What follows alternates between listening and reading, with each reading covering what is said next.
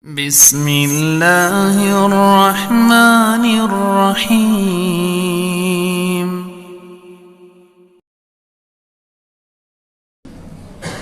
Kemudian Allah katakan setelah ya ayyuhalladzina amanu la tuqaddimu baina yadayillahi rasulihi wattaqullah, ya, bertakwalah kamu kepada Allah. Jadi tatkala kita sudah mendahulukan perkataan Allah dan Rasulnya, maka diikuti dengan apa? Bertakwa kepada Allah. Tatkala kita sudah berusaha berpegang dengan Quran dan Sunnah, akan banyak kita lalui, maka di antara jalannya adalah bertakwa kepada Allah. Wattaqullah. Bertakwa kepada Allah kalimat umum. Sedangkan la tuqaddimu baina yadayillahi rasulihi ini khusus, pengkhususan. Maka ini dalam kaidah dikatakan umum setelah khusus. Jadi ayat itu ada datang umum belakangan didahului oleh khusus. Pengkhususan adalah kalimat wahai orang beriman, jangan kamu mendahului perkataan Allah dan Rasulnya. Ini adalah khusus, ya. Sedangkan setelah itu Allah nyatakan secara umum, wattaqullaha, bertakwalah kepada Allah. Karena takwa itu meliputi setiap perintah, kemudian meliputi larangan. Meninggalkan semua larangan adalah bagian takwa, melaksanakan semua perintah adalah takwa. Maka dikatakan takwa itu umum sifatnya. Akan tetapi kenapa didahulukan la tuqaddimu baina yadayillahi rasulihi dibandingkan wattaqullah? Ini didahulukan itu karena begitu pentingnya. Jadi dalam agama kita, lapas-lapas yang ada dalam Al-Quran dan Sunnah ketika didahulukan dari yang lainnya, maka itu ada perannya tadi, ada gunanya. Kenapa didahulukan perintah untuk la tuqaddimu baina yadayillahi rasulihi tadi? Kenapa didahulukan? Karena kalau ini tidak duduk bagi kita, tidak paham, kita tidak yakin, maka sulit untuk bertakwa kepada Allah. Kalau tidak mendahulukan Al-Quran dan Sunnah, lebih mendahulukan pendapat orang banyak, bagaimana mungkin kita bertakwa kepada Allah? Karena penting, ya, maka didahulukanlah itu, baru datang perintah bertakwa. Wattaqullaha. Takwa kepada Allah Subhanahu wa taala adalah sifat yang sangat mulia. Wajib kita bertakwa kepada Allah. Baik ketika kita sendiri, ketika kita ramai-ramai, ya, wajib kita bertakwa kepada Allah. Baik dalam keadaan sakit, wajib kita bertakwa kepada Allah. Baik dalam keadaan sehat, wajib kita bertakwa kepada Allah. Baik ketika kita kaya, wajib bertakwa kepada Allah. Dan ketika miskin juga demikian. Pokoknya dalam setiap keadaan, wattaqullaha. Di mana orang bertakwa, dia menjadikan wiqayah min azabillah, dia berlindung dari azab Allah. Sifat takwa tadi dijadikannya sebagai perlindungan dari azab Allah. Nah, takwa ini bagaimana bisa takwa ini kita dapatkan?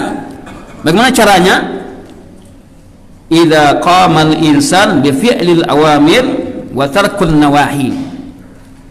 Singkat saja, takwa akan kita dapatkan kalau manusia menegakkan perintah-perintah, semua perintah Allah ditegakkan. Wa tarkun nawahi, kalau larangan ditinggalkan, ya. Melaksanakan perintah-perintah taqarruban ila Allah, bertujuan untuk mendekatkan diri kepada Allah. Karena mungkin saja orang melaksanakan perintah Allah, mungkin dia sholat, puasa, melaksanakan sunnah, akan tapi tujuannya bukan untuk mendekatkan diri kepada Allah, maka ini tidak juga dikatakan takwa, ya. Mencintai pahalanya, dia melaksanakan perintah Allah karena niat yang ikhlas, kemudian disertai dengan apa? Mahabbah. Jadi amal soleh kita kalau kita ikuti dengan apa? Dengan ikhlas dan mahabbah, nah inilah dia orang bertakwa tadi. Beribadah kepada Allah sudah sampai kepada tingkat kecintaan, cinta. Karena cinta itu muncul dari hati kita. Kalau orang sudah cinta, apapun akan ia lakukan untuk yang dicintainya. Ya, tidak kayu janjang di kapiang. Karena untuk kecintaan kepada Allah Subhanahu wa taala. Tidak ada diadakan untuk yang dicintai, mengorbankan harta, jiwa dan raganya untuk Allah Subhanahu wa taala. Meninggalkan larangan khaufan min adzabillah. Orang bertakwa kepada Allah, dia tinggalkan larangan, apa motivasinya? Khaufan min adzabillah. Takut karena azab Allah. Dilarang ini, apa dasar kita takut akan azab Allah? Jadi perintah Allah itu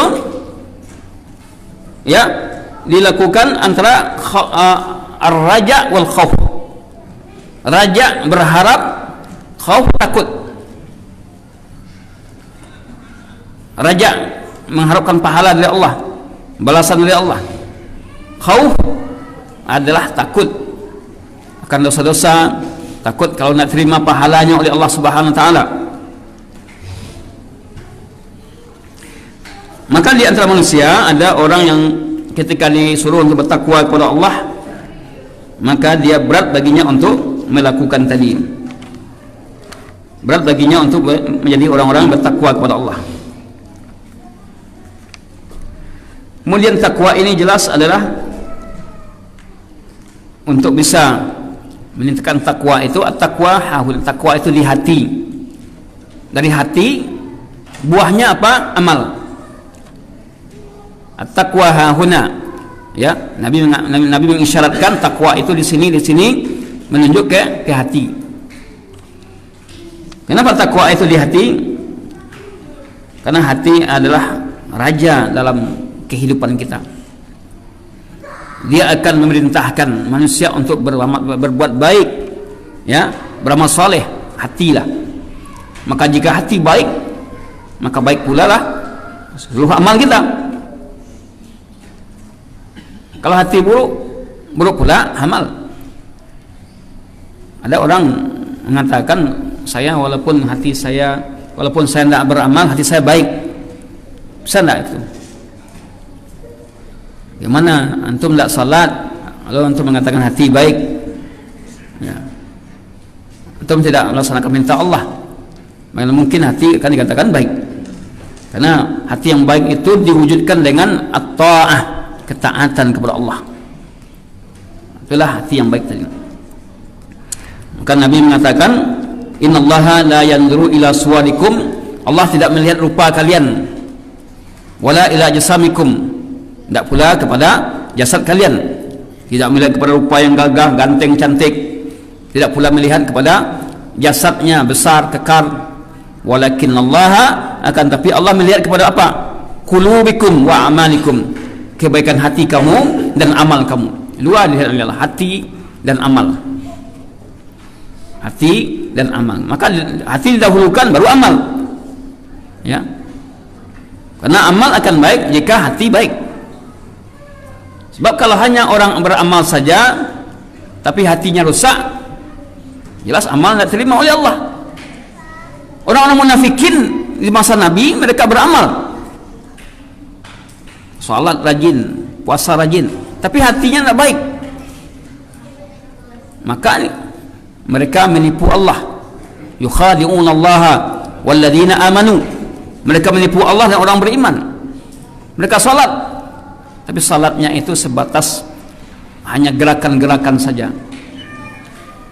Tidak ada keikhlasan. Karena dia juga menyembunyikan kekufurannya. Ini orang-orang munafikin. Jadi amal saja tidak bisa kalau hati tidak baik. Kedua-duanya harus terwujud. Oleh karena itu iman yang benar adalah iman yang tercakup dalamnya apa?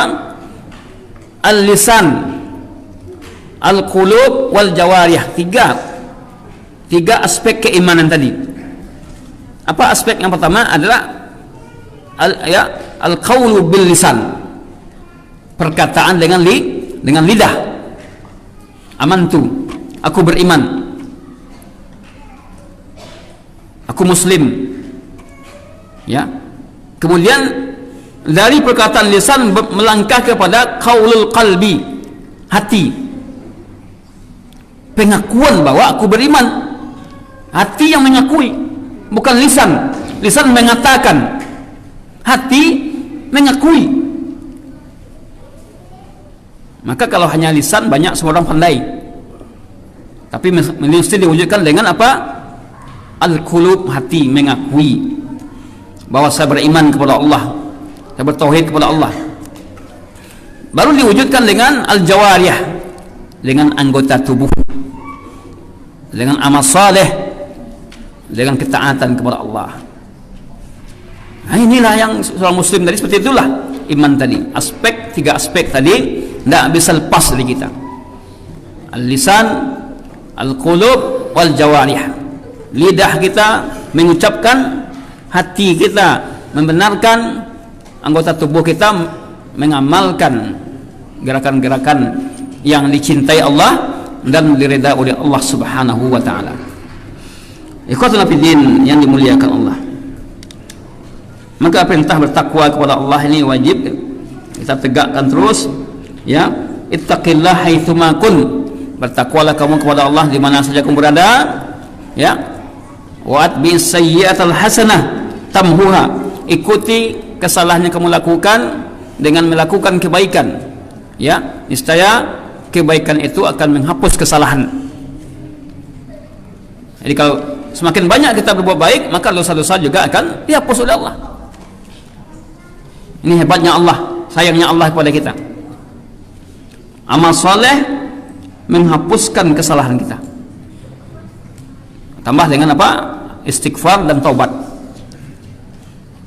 Wattaqullaha innallaha sami'un alim. Sungguhnya Allah itu sami'un, maha mendengar, alimun, maha mengetahui. Coba tadabburkan makna ayat ini. Innallaha sami'un, mendengar apa yang kita katakan. Apa saja yang kita katakan Allah dengar. Walaupun kita berbisik Allah dengar. Karena sami' mendengarnya Allah beda dengan mendengarnya kita. Kalau kita mendengar, ya, sebatas kemampuan telinga kita. Kalau mengecek apa-apa di balik liliang ka, nak terangan dia buyar. Mengeceknya walaupun tidak obesiak, ya. Tapi kalau Allah di mana saja hambanya bicara, Allah dengar, Allah tahu, Allah dengar. Karena sifat Allah sempurna. Pendengaran Allah tidak sama dengan pendengaran kita. Innallaha sami'un alim. Di sini terkandung dua asma Allah. Sami'un, ya, mendengar apa yang kamu katakan. Alimun, mengetahui keadaan kamu. Dia mengetahui keadaan. Ilmu seorang juga Allah mengetahui. Ilmunya meliputi segala sesuatu. Melalui ayat ini kita disuruh untuk beriman kepada Asma'ul Allah al-husna, nama-nama Allah dan sifatnya yang husna. Kewajiban kita untuk beriman dengan Asma'ullah wa sifatuhu. Walillahil asma'ul husna fad'uhu biha. Kepunyaan Allah nama-nama yang baik, berdoa dengannya. Wajibnya kita disyariatkan kita berdoa dengan Asma'ul husna. Innallaha sami'un alim. Alim, Allah maha mengetahui. Allah punya ilmu, maha berilmu. Dan ilmu Allah tidak terbatas. Sedangkan ilmu kita terbatas. Sedangkan kita berilmu adalah pemberian dari Allah. Kenapa demikian? Kemarin sudah saya sampaikan juga di pengajian kita di Syed Umar bin Khattab, hukum asalnya kita tidak ada ilmu, bodoh. Dari awal kelahiran kita tidak ada ilmu, hanya bisa menangis saja. Wallahu akhrajakum min butuni ummahatikum la ta'lamuna syai'a. Ini dalam surah An-Nahl, salah ayatnya saya lupa, nanti bisa kita cari. Allah yang mengeluarkan kalian dari perut ibu-ibu kalian, la ta'lamuna syai'a, kalian tidak tahu sedikit pun, tidak tahu apa-apa kita, hanya bisa nangis. Lalu seiring dengan pertambahan umur, maka bisa bicara, bisa merespon, bisa memanggil ayah, ibu, kemudian bisa baca, bisa menulis. Allah berikan kita ilmu masih sedikit daripada ilmu Allah. Wa ma utitum minal ilmi illa qalila. Tidaklah kamu diberi ilmu melainkan sedikit. Jadi walaupun Bapak Ibu sekalian, walaupun awaklah ada yang profesor, doktor, itu masih sedikit daripada ilmu Allah. Masih sedikit. Yang sedikit inilah yang Allah berikan kepada hambanya. Innallaha sami'un alim. Sami' mendengar apa yang kita katakan, mengetahui apa yang kita kerjakan, mengetahui keadaan kita, ya.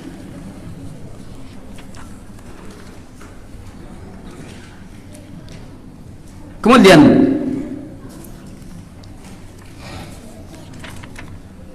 adab yang kedua adalah firman Allah Subhanahu wa taala pada ayat 2, ya ayyuhalladzina amanu la tarfa'u aswatakum fawqa sautin nabi wa la tajharu lahu bil qaul. Hai orang beriman, jangan kamu tinggikan suara kamu di atas suara nabi. Jadi memang pernah terjadi pada masa nabi sahabat yang meninggikan suaranya. Ya Muhammad nabiyuna, tinggi suaranya dibandingkan suara nabi. Ini adalah menunjukkan tidak beradab,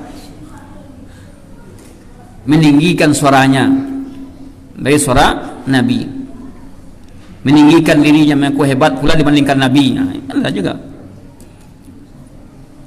Nahnu insan, nahnu rijal, huwa rijal. Ya, kami laki-laki, nabi juga laki-laki, gitu. Mengaku dirinya lebih hebat dibandingkan nabi. Nah, ini jelas termasuk meninggikan. Meninggikan dalam hati maknawi, secara makna. Jangan meninggikan suara kamu di atas suara nabi. Wala tajharu lahu bil qaul, jangan kamu menjaharkan perkataannya seperti seseorang menjaharkan perkataan kepada orang lain. Apa dampaknya? Antah bata a'malukum, yaitu akan hapusnya amal kamu, wa antum la tas'urun, sedangkan kamu tidak mengetahui. Jadi berarti apa? Seseorang yang tidak beradab kepada nabi akan menghapuskan amalnya, hilang amalnya. Karena kalau tidak beradab kepada nabi, tentu nanti dia tidak akan menegakkan sunnah-sunnah nabi, maka secara tidak langsung berangsur-angsur amalnya akan hilang. Ikhwatul fillah yang dimuliakan Allah. Syekh mengatakan, amma hadhil ayah, adapun ayat ini adalah mengangkat suara. Ya, jika tidak di sana tidak ada mendahulukan hukum-hukum halal haram dan wajib, namun kalau hanya meninggikan suara saja dianggap tidak beradab. Meskipun dia dalam hal-hal yang lain dia tidak melanggar umpamanya, tapi ketika suaranya lebih tinggi dengan suara nabi, maka ini bagian dari tidak beradabnya seorang.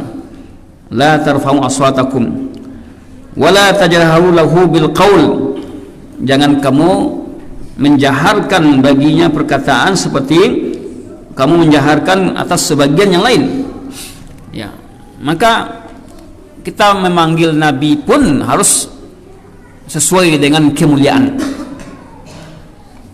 Tidak boleh panggil Nabi sebut nama saja Muhammad. Semoga kadang waktunya Muhammad. Harus Nabi kita Muhammad, itu boleh. Nabi Muhammad mengatakan, ya, boleh. Atau Muhammad sallallahu alaihi wasallam, Nabi Muhammad sallallahu alaihi wasallam mengatakan. Nah, boleh kita memanggil panggilan Nabi ya sama dengan yang lain. Nah, boleh. Menyamakan dengan panggilan-panggilan yang lain, nah, boleh. Jangankan Nabi, manusia saja dalam uruf adat tradisi yang berlaku, ya, ketik banamo gadang bagala. Ketik banamo kecil punya nama, gadang besar mereka punya gelar. Itu diakui oleh budaya, tradisi dan agama pun tidak menganggap itu satu hal yang terlarang. Ya, ada datuk gelarnya. Kalau di Padang ada Sultan Bagindo, ya, diakui itu sebagai gelar oleh manusia. Apalagi kalau kita kepada Nabi kita Muhammad sallallahu alaihi wasallam. Jadi larangan meninggikan suara di atas suara Nabi, larangan menjaharkan perkataan juga atas perkataan yang lain. Ketika turun ayat ini, ada sahabat-sahabat yang mana dia meninggikan perkataannya, menjaharkan suaranya. Sedangkan sahabat itu ada seorang khatib, ya. Maka ketika turun ayat tersebut, sahabat itu menghilang dari Nabi. Lalu Nabi mencarinya, lalu Nabi mengajarinya bahwa jangan kamu tinggikan perkataan kamu atas perkataanku, ya. Dengan mengatakan ya ayyuhalladzina amanu la tarfa'u aswatakum fawqa sautin nabi. Jangan kamu tinggikan suara kamu di atas suara Nabi. Jangan kamu jaharkan baginya perkataan seperti kamu menjaharkan atas sebagian yang lain. Antah bata a'malukum, di mana akan hapus amal kamu. Berarti apa? Dampak dari tidak beradab kepada Nabi adalah akan menyebabkan hapusnya amal, hilangnya amal seorang. Ini akan berdampak kepada hal demikian. Karena apabila dia ya tidak beradab kepada Nabi, nanti dia pun mau tak mau akan meninggalkan sunnah-sunnah Rasulullah sallallahu alaihi wasallam. Ketika itu dia tinggalkan, maka amalnya akan hilang. Kemudian sebagian kita ketahui bahwasanya di antara syarat terimanya amal itu adalah mutaba'atul rasul, mengikuti ar-rasul. Mengikuti dalam hal apa? Akidah, ibadah, muamalah. Itu semua diikuti. Kemudian ya, seorang muslim hendaklah dia tidak boleh beristihza, ya, mencemooh, ya, mencemooh Rasulullah sallallahu alaihi wasallam, ya, merendahkan. Maka wajib baginya untuk yang memuliakan sunnah Rasulullah sallallahu alaihi wasallam. Kemudian pada lanjutan ayatnya adalah pujian kepada orang yang merendahkan suaranya. Innal ladzina yaghudduna aswatahum 'inda Rasulillah ulaika alladzina imtahana Allahu qulubahum littaqwa lahum maghfiratun wa ajrun 'adzim.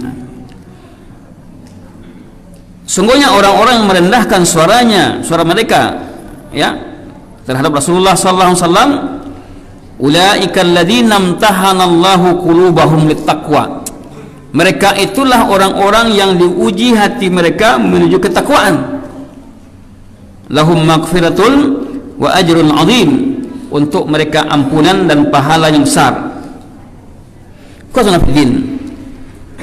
Lamma nuhiya an rafis saut, tak kala Allah dilarang meninggikan suara di atas suara Nabi dan dilarang menjaharkan perkataannya seperti perkataan atas sebagian lain, maka Allah memuji orang-orang yang merendahkan suaranya. Di agama kita ini, ya, Allah memuji orang layak untuk dipuji. Allah menghinakan orang layak untuk dihina. Ini ketika beradab kepada Nabi dengan merendahkan suaranya, langsung Allah memuji. Innal ladzina yaghudduna aswatahum, sesungguhnya orang yang merendahkan suaranya. Maksudnya apa? Yatakallamuna biadab, mereka bicara dengan penuh adab. Kadang kita kan kebiasaan kita kalau ngomong keras-keras, apalagi kepada orang lebih tua dari kita,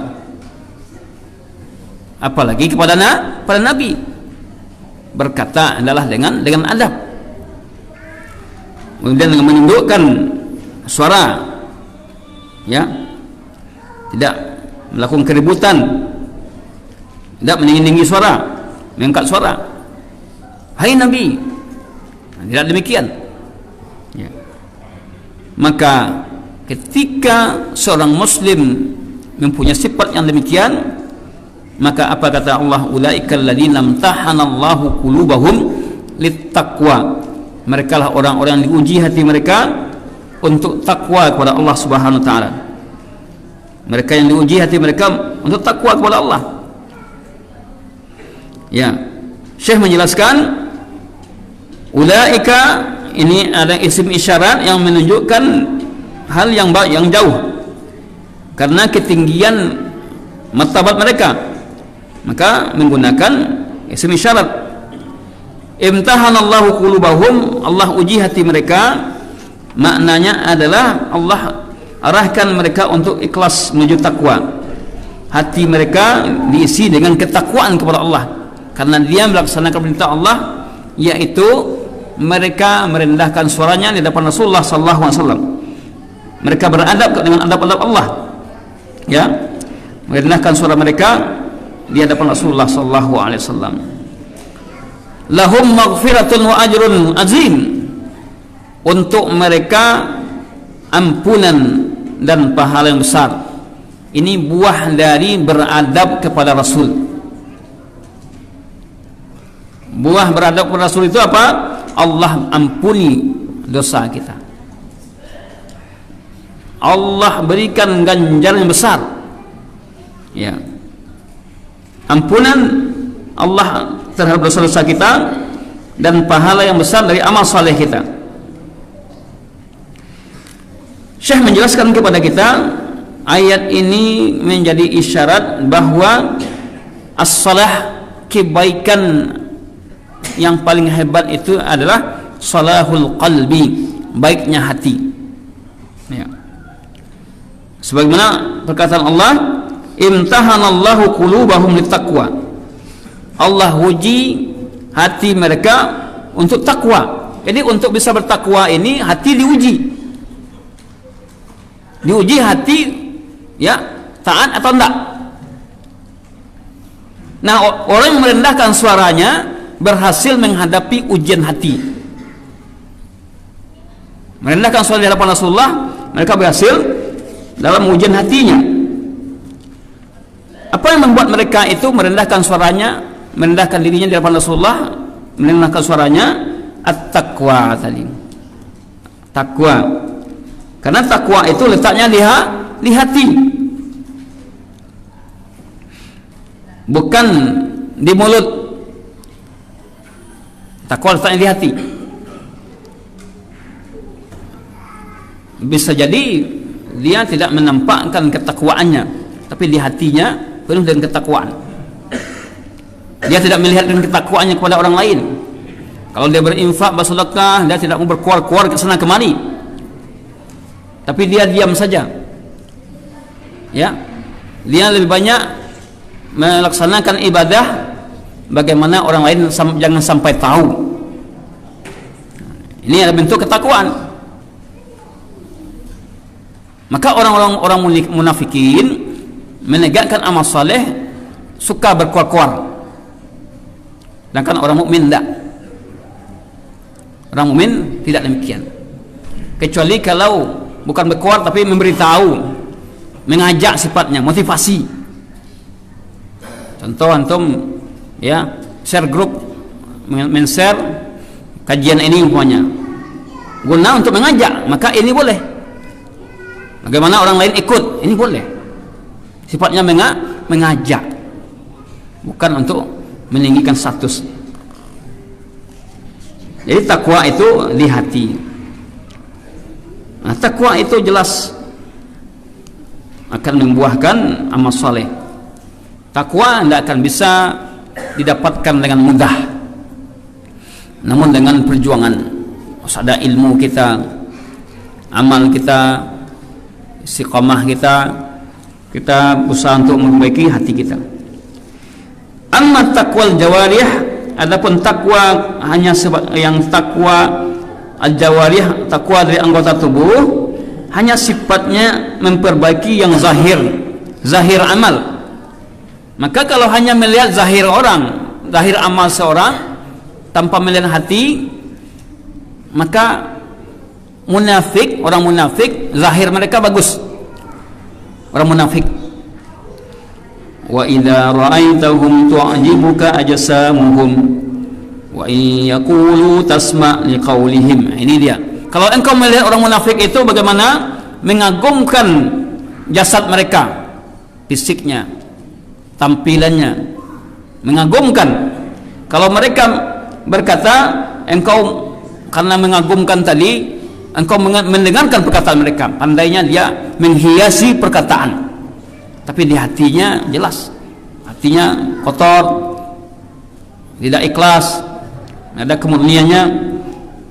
Itulah orang-orang munafik. Jadi seorang muslim harus mewujudkan imannya dengan al-qulub wal jawarih, ya, dengan hati dan dengan amal saleh.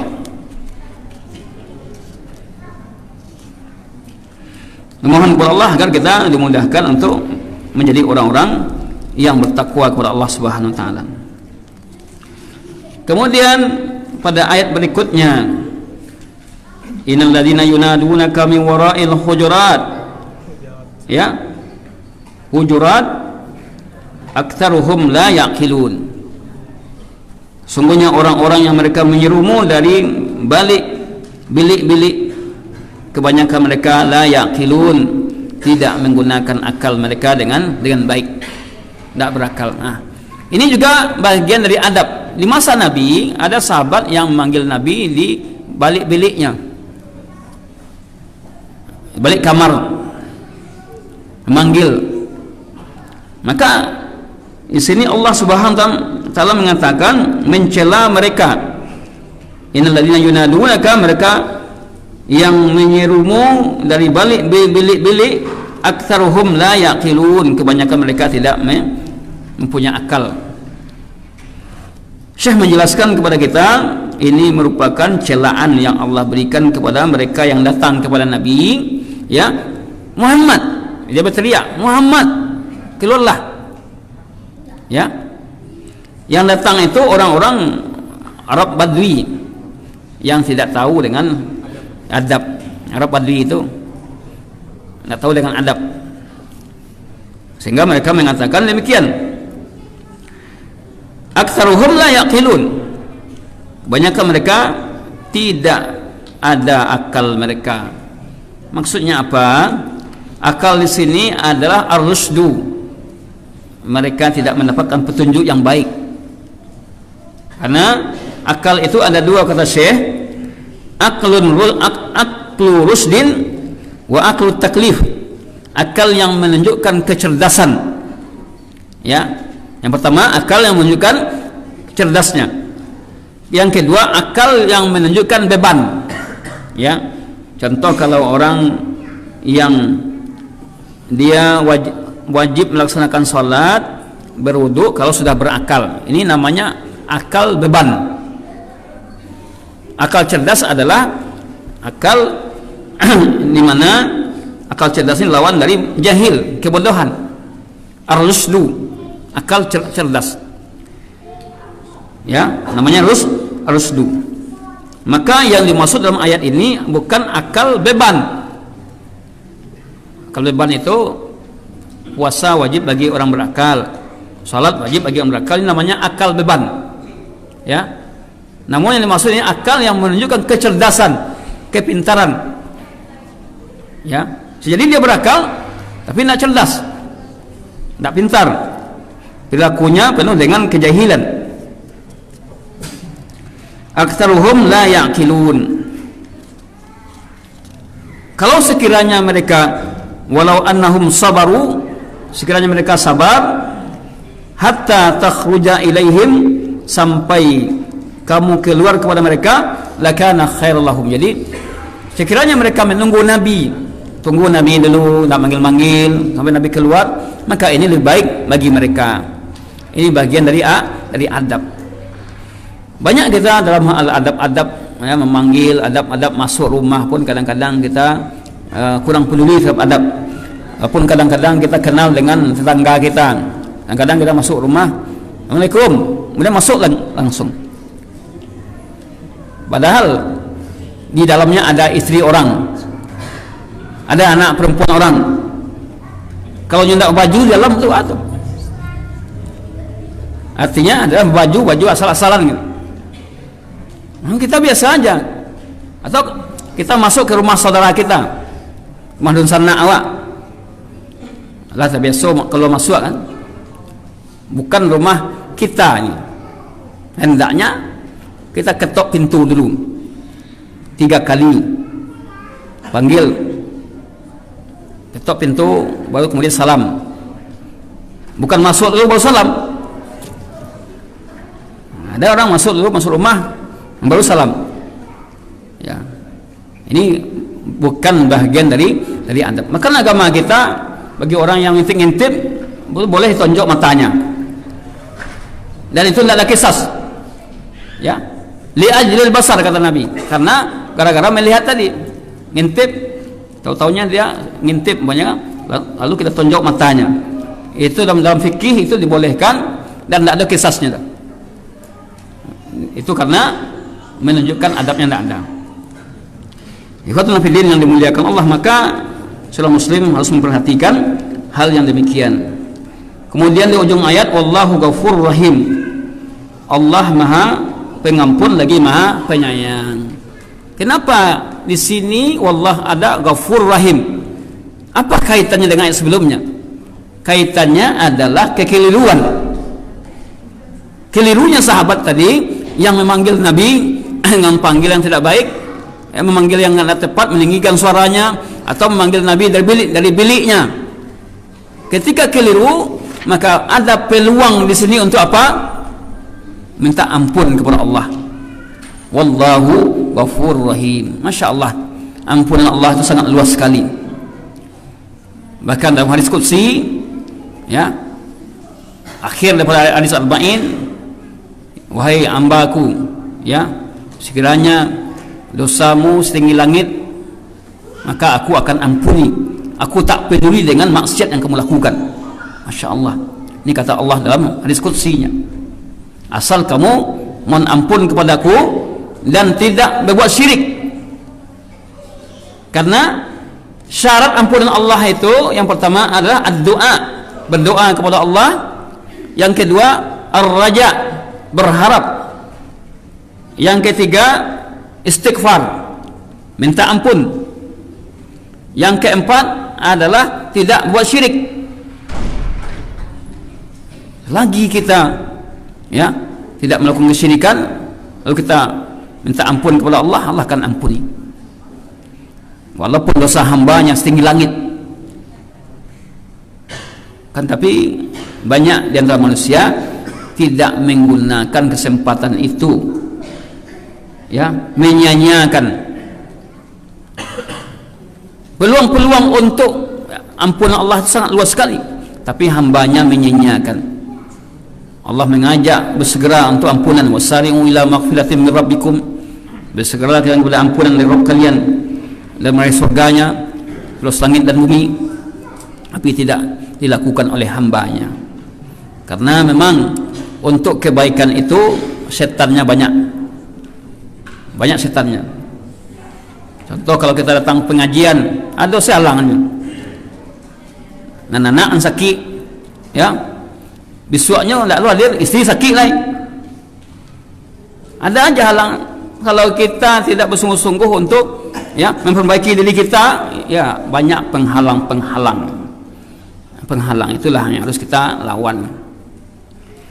Jemaah yang muliakan Allah, kali sampai sini, nanti kita lanjutkan dengan soal al-jawab. Soal al-jawab. Kita salat dulu.